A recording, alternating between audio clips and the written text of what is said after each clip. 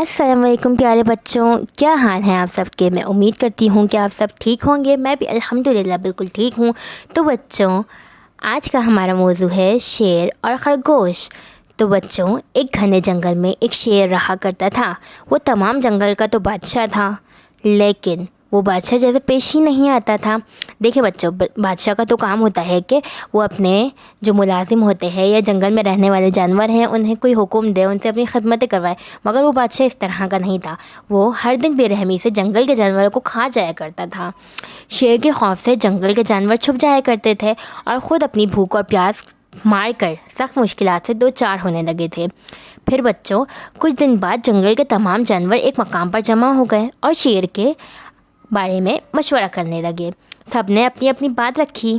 آخر میں ایک گیدڑ نے کہا، میرا خیال ہے کہ ہم روز شیر کے ہاتھوں مرنے کے بجائے خود ایک ایک کر کے شیر کے پاس چلے جائیں۔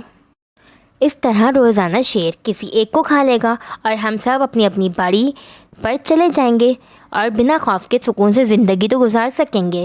پھر گیدڑ کے مشورے پر تمام جانور راضی ہو گئے۔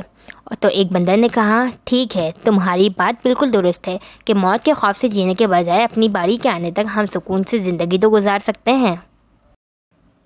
جانوروں کی بات مکمل ہونے کے بعد خود گیدڑ شیر کے پاس جا کر ساری بات بتا دی۔ گیدڑ کی بات سن کر شیر نے کہا، میں بادشاہ ہوں، اس لیے تم سب کی بات مان رہا ہوں۔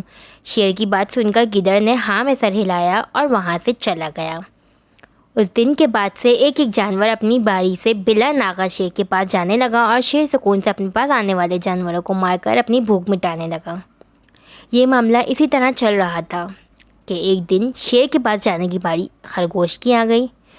تو بچوں، وہ خرگوش بہت ہوشیار تھا، اسے شیر کے پاس جانا منظور ہی نہیں تھا اور اس نے اپنے ساتھیوں کو بے رحمی سے مارنے والے شیر کو سبق سکھانے کی ٹھان لی تھی۔ پھر اس نے کچھ سوچا اور وہ بہت دیر کے بعد شیر کے پاس گیا۔ تو شیر اس کے دیر سے آنے کی وجہ سے بہت غصے میں تھا پہلے سے ہی۔ تو خرگوش کو دیکھ کر غصے سے کہنے لگا، تم دیر سے کیوں آئے ہو؟ اس کی تمہیں سزا ملے گی۔ یہ سن کر خرگوش نے کہا، معاف کر دیجیے بادشاہ سلامت، دیر ہو گئی، مگر اس کی ٹھوس وجہ ہے، میں بیان کرتا ہوں، آپ اسے سکون سے سن لیں، اس کے بعد مجھے مار کر کھا لیں۔ یہ سن کر شیر نے غصے سے کہا، ایسی کیا بات ہے، جلدی بتاؤ۔ خرگوش نے کہا کہ بادشاہ سلامت، میں آپ کے پاس آنے کے لیے نکلا ہی تھا کہ راستے میں مجھے ایک شیر مل گیا۔ وہ مجھے کھانے کے لیے آ رہا تھا کہ میں نے آپ کی بہادری کی بات اس شیر کے سامنے رکھی، لیکن وہ شیر آپ کے بارے میں بہت برا بھلا کہنے لگا۔ یہ سن کر میں نے کہا، تم ہمارے جنگل کے نہیں ہو، ہمارے بادشاہ کے بارے میں ایسی باتیں مت کرو۔ یہ سن کر وہ شیر مجھے مارنے کے لیے تیار ہو گیا۔ میں نے کہا کہ اگر تم مجھے مارو گے تو ہمارے بادشاہ تمہیں ہرگز نہیں بخشیں گے۔